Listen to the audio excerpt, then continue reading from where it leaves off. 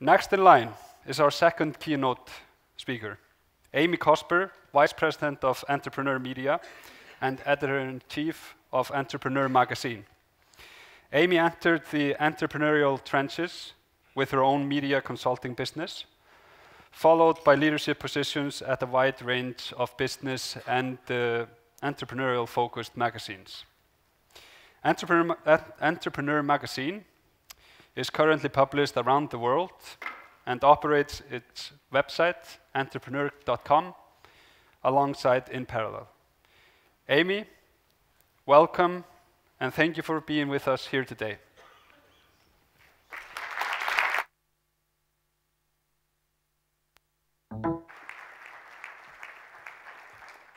Thanks. Hi there, Iceland. Before I get going into our conversation, our speech today, I wanted to tell you what a breathless and sleepless day and a half I've had in Iceland, and the quality of entrepreneurs who are endeavoring to change your culture have blown my mind. I mean, I spent some time down at the ocean cluster, and what a thing. I mean, who knew? And shame on me for not knowing that Iceland had this cool scene going on, but I do now. And I also got to ride in a helicopter and see your beautiful, beautiful landscape. And I'm your #1 fan now. It has been just really life-altering for me to get to experience your business culture and to experience the excitement of these young kids who are starting things up that seem impossible. And this morning I was like, well, how are they, like, where did this come from? I mean, they were just crashing in 2008. Where is this energy? And then it occurred to me just now, sitting next to my friend Hala over here, they descend from Vikings. They live on a volcanic island that is impossible and has earthquakes and is dark 9 months of the year. They can do anything. And that's really what this talk is about, is really changing your viewpoint to understand that you can do anything. Anything is possible. The impossible is possible. You live on an island, in the middle of nowhere.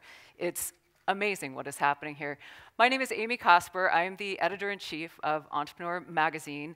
I come from Denver, Colorado. We are published actually out of LA, so we are a completely virtual staff in the media business, which is pretty much unheard of in the media world.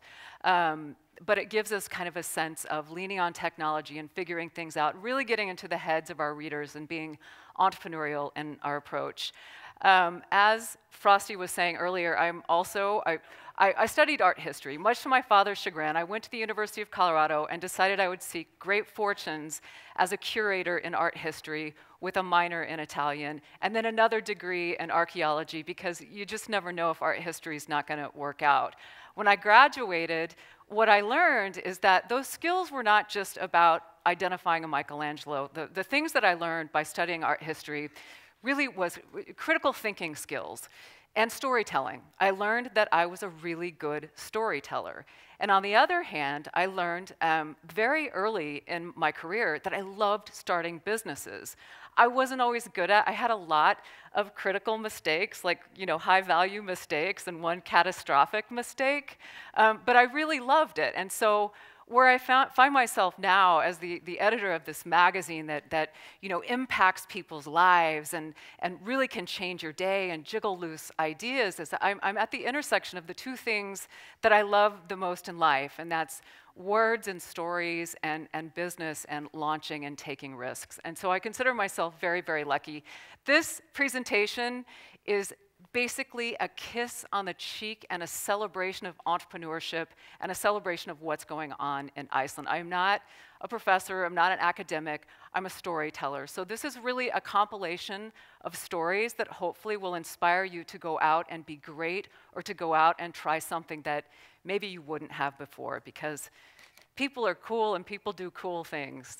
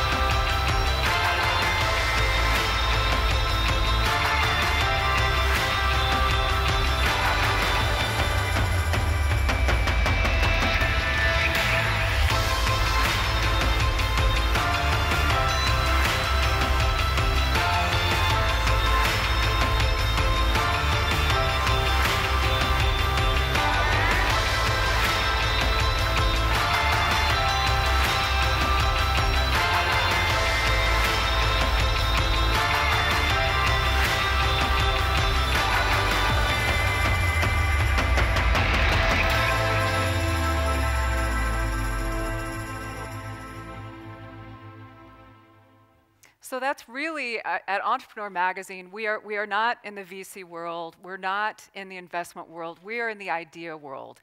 We are in the world of inspiring and aspiring stories. But before we jump into the next slide, I wanted to tell you sort of how we define entrepreneurship at the magazine and what sort of our guiding principles are. So we believe, we don't have any science on this, we believe that entrepreneurship is more than owning a small business. It's more than being involved in a startup. It's more than going out and buying a dry cleaners or a donut shop or a cronut shop or whatever the case may be. Being an entrepreneur means that you are innovating. It means that you are seeing things in a different way that other people see them. It means you're zigging when everyone else is zagging. And what that means is the philosophy of entrepreneurship and innovation sort of sprawls outside of the business world. And I know a lot of Fortune 500 CEOs who are very entrepreneurial. I know researchers at the University of Texas at Austin who are very, very entrepreneurial. They are doing things that are changing not only the now of our world, but they are laying the foundation for the future opportunities for our children and for new entrepreneurs and for our economies and for our culture. And so I just wanted to put that out there. It's not just about, you know, starting up in Silicon Valley or starting up in Boulder or raising VC. It's more about how you approach the world and about the opportunities that you are creating.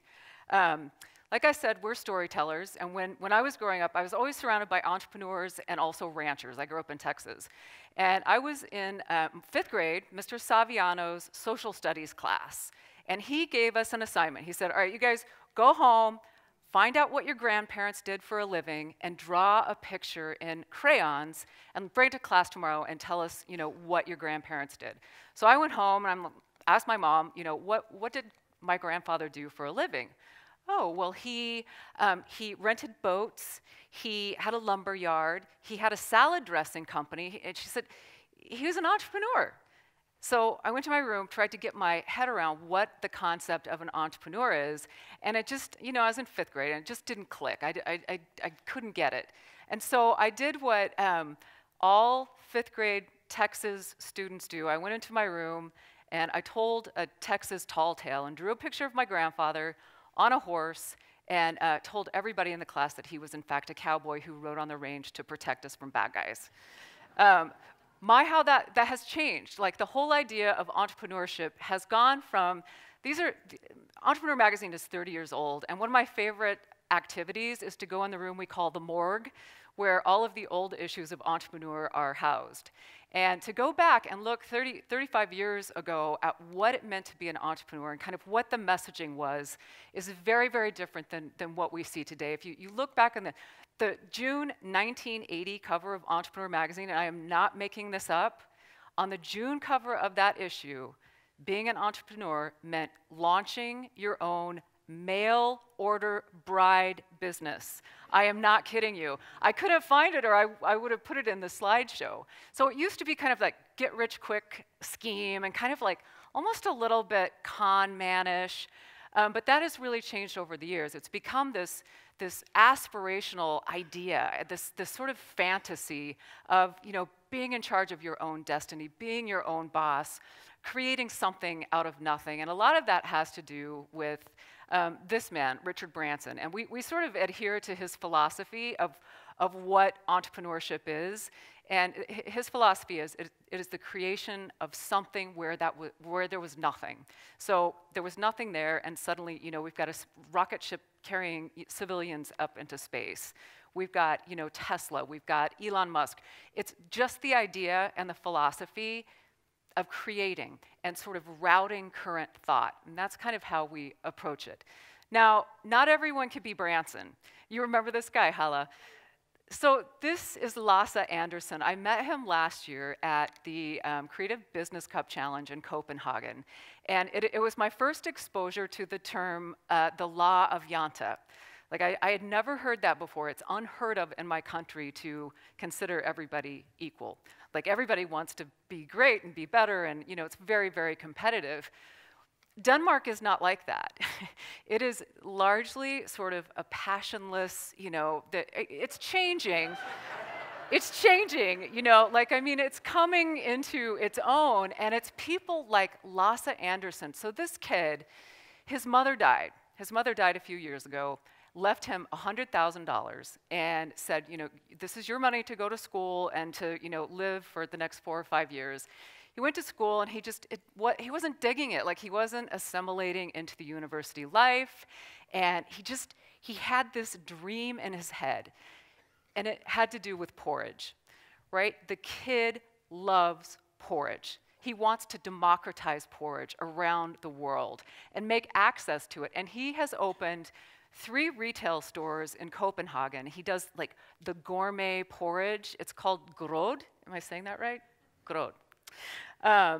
Wildly successful, but the thing about Lasse, we did a story about him in the magazine because he was so unusual, and being around him, you could feel his energy. You could feel just, he had a fire in the belly that, you know, all right, so it's porridge. You know, this is not anything new, but the way that he approached it and just his fire for it and just his love of it, his belief in it.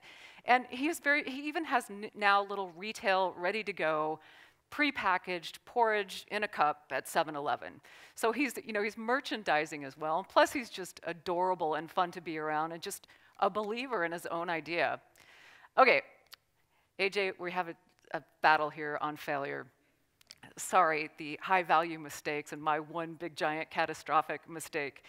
Failure does happen, and I have failed in business. I mean, it was not a mistake. It was absolutely some of the worst cash burn I've ever seen in my life. And but I thought I was onto something, but I failed, and I failed big, and I didn't know when to let go. I didn't know when to let go. I kept looking for some remnant of something I could salvage out of this idea, out of this money from these investors and my parents, and you know, I just kept scraping along.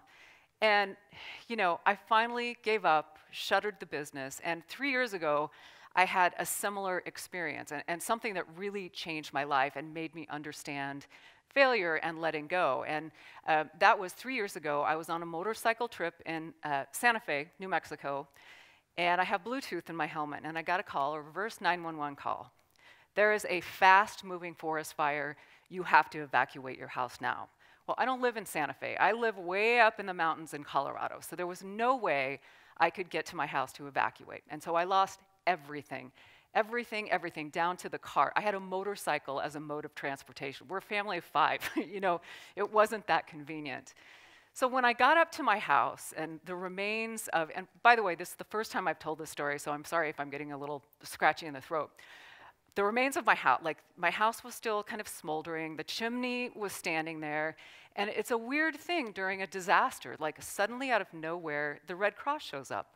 And they have all these things they give you. They give you hazmat gloves. They give you a hazmat mask. They give you this little sieve to go through and like put your ashes in it and see if you can find anything. And I took all their stuff and their shovels, and I was digging and, you know, looking for like one thing, just one little thing from my past. And, you know, after about week 1.5, I turned to my husband. I'm like, there is nothing here. There is nothing here. We need to walk away from it, and we need to start over. We're not going to dig around in the dust with hazmat gloves and equipment on. This is ridiculous. I mean, it was nice of the Red Cross, but come on, we got to move on with our lives. And it was the exact feeling I felt when my company failed. And it was a life learning lesson. Like, there's no need to dig around for something that isn't there. And the other thing I will say about failure is that your fear of failure is going to trip you up. If you are afraid to go forth, and you're afraid of it because you're going to fail, and I know you Icelanders don't like to fail at all, and you know, and that's okay. They don't like to fail in Denmark either. If you fear it, you are going to trip over it. And so we have a saying, and this is a saying that, you know, kind of got me through the fire thing, is that on the other side of your fear, if you can get past that fear, on the other side is not only your success, but your ability to create change. And I really do believe that. And so that's my talk. I mean, I don't think we're totally at odds, AJ. It's just sort of a different take, you know? And Silicon Valley, by the way, I mean, you guys embrace, you have a conference dedicated to failure called FailCon. I mean, I'm not making that up. It's big, it's a big deal. I mean, and people in Silicon Valley, I don't know if this is changing, they wear failure. It's like a, yeah, I failed, yeah, how many times have you failed? I mean, it's like a whole cultural thing. It's fascinating. Okay, so these are just my notes on a cocktail napkin. Again, this is a kiss on the cheek. This is nothing in depth. Basically, I'm an editor and an observer and a storyteller, and these are the things that, the successful entrepreneurs I've crossed in my 7 years tenure at Entrepreneur Magazine, this is the things that they do. And the first one to me is really important, not only to your business and your mission, but when you're trying to raise money. Like, you have to have a clarity of vision that is laser-like, and you have to be able to state your business and explain your business in no more than 4 sentences. And I know that because it's also true when we are telling stories. I make porridge, I want to democratize porridge, and there it is. I mean, so just have a simplicity of vision, and it's gonna make it easier for your investors and for you to keep it clear in your head. Understand your revenue models. I mean, if you didn't know that, maybe you should stick to something else. So this one, number 3, we talked about this briefly, I think last night. The whole thing is kind of into a big blur at this point, but one of the great many good things to come from social platforms and social networking is the opportunity to look at crowdfunding as a way to raise capital. But what I will say about crowdfunding, like the Kickstarter, Indiegogo kinds of platforms, it's not just about raising capital, although it's a wonderful way to do that if you've got a good campaign and a good story. It's also about going out there and getting market intelligence, because you go out there, you put your story out there, you not only maybe raise some capital, you get the intelligence of the crowd, and you get feedback that is absolutely valuable. I mean, I know a couple of companies who have gone onto Kickstarter, not really to raise money, but under the auspice of raising money to get market intel. It is free market research, and people are amazing. Like, they will weigh in, your peers, change this, do this platform doesn't work, change this color. And you know what? It works sometimes. So it's a very, very powerful tool to consider, not just for raising capital, but for market intelligence. But there's some weird stories out there too. I mean, the potato salad guy, do you remember potato salad guy? He went out on Kickstarter and tried to raise money because he wanted to make the best potato salad he could in the whole wide world. And he raised $50,000. I mean, it was kooky. It was kooky. And he had never made potato salad ever before. Vet your ideas, again, and this is something, I think this is something really important for Iceland. Like, the whole idea of networking and sharing your ideas and networking outside of your network, I think it's really important to keep that vibrancy to your entrepreneurial scene. I think the networking and the stuff that's going on, I mean, I sat through 7 different pitches this morning, and they were all excellent. I never get to say that. But what it showed me is that you are starting to network, and I think that's really, really important. I keep talking about storytelling, right? So storytelling in the States is a big thing in business and in branding and in the entrepreneur space. I don't know if it's the same in Iceland. Storytelling is its own thing. And I think the reason for that is, going back to the crowdfunding, number 3, you have to know what your story is in order to raise capital.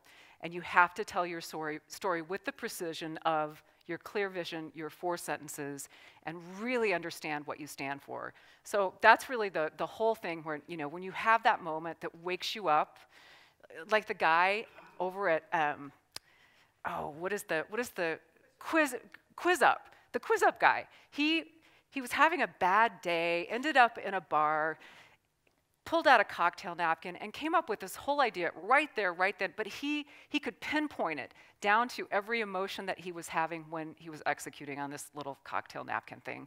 So I think it's really important. And again, if you're not focusing on your on your customers and audience, maybe politics or something. Okay, so disruption. So disruption is one of those words that means something different. Like, in the tech world, the word disruption actually came from tech and from Silicon Valley, but it's been kind of adopted by by everyone, including the media. And so we make a magazine. We make a magazine, right? At the end of the day, it's a print product. And what is happening to print products? They're going away. They're absolutely going away, and they're changing, and the model is changing. And so, you know, we're in a meeting in the bullpen. Do you guys know what a bullpen is? It's actually where all the reporters and editors come together at a magazine, and it's kind of loud and raucous, so it's called a bullpen. And we're having a big meeting in there, and we decided, you know, we're print people. What are we doing? Are we stupid? And my thing was, you know, yeah, we probably are stupid, but the printed word and the elegance of the editorial process that goes behind it will never stop touching me and never stop drawing emotion out of me, because there is a permanence to ink that you do not get in a binary world. And so I stand behind my decision to possibly make myself irrelevant. So in this meeting, we decided that, you know, we write about disruption, we talk about pivots, and we talk about all this stuff, and staying relevant, and reinventing, and we had never done it to ourselves. Like, we'd never said, hey, let's turn the world of business print on its ear and see what we can do with it. So we made this really radical logo. Like, we come from this, you know, really boring, sort of traditional looking logo. So we came up with this rock and roll logo done by a man named James Victoria. He's a poster artist, a very famous poster artist. We put will.i.am on our cover because he's cool and he's an innovator and he's a little bit controversial. We gutted the design. We completely rethought how we approached editorial so that it was not quite so, you know, stiff, a little bit more conversational. Well, it was kind of a failure on the newsstand. I mean, we are measured by how well we do on the newsstand. And what we discovered is that it was too radical. Like, nobody recognized the logo. You know, will.i.am is not, you know, you don't aspire. You know you can't be will.i.am. Nobody can. I mean, nobody can even pull off wearing those kind of glasses the way he does. So, you know, it didn't really help us on the newsstand, but what it did do is it offered us the opportunity to experiment and to challenge ourselves and to say, hey, if we want to fight for this print medium that we believe in with all of our hearts and all of our soul, we have to keep experimenting like that.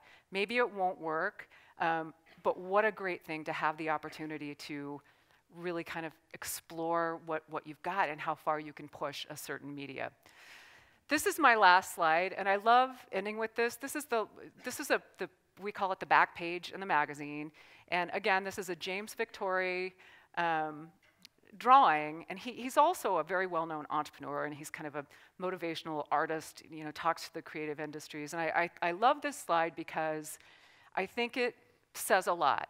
When you say just start, like, half the battle, not only in business, but in life, it's starting. You just have to start. You have to take that first step, push fear away, take the step and go. It doesn't matter if you're running, it doesn't matter, you know, if you're just gonna go to the end of the world or just to the end of the block, just start. And that's my advice for Iceland. I've had just a blast here and hope to come back. And I wish you all, you know, huge amounts of greatness in your lives. Thank you.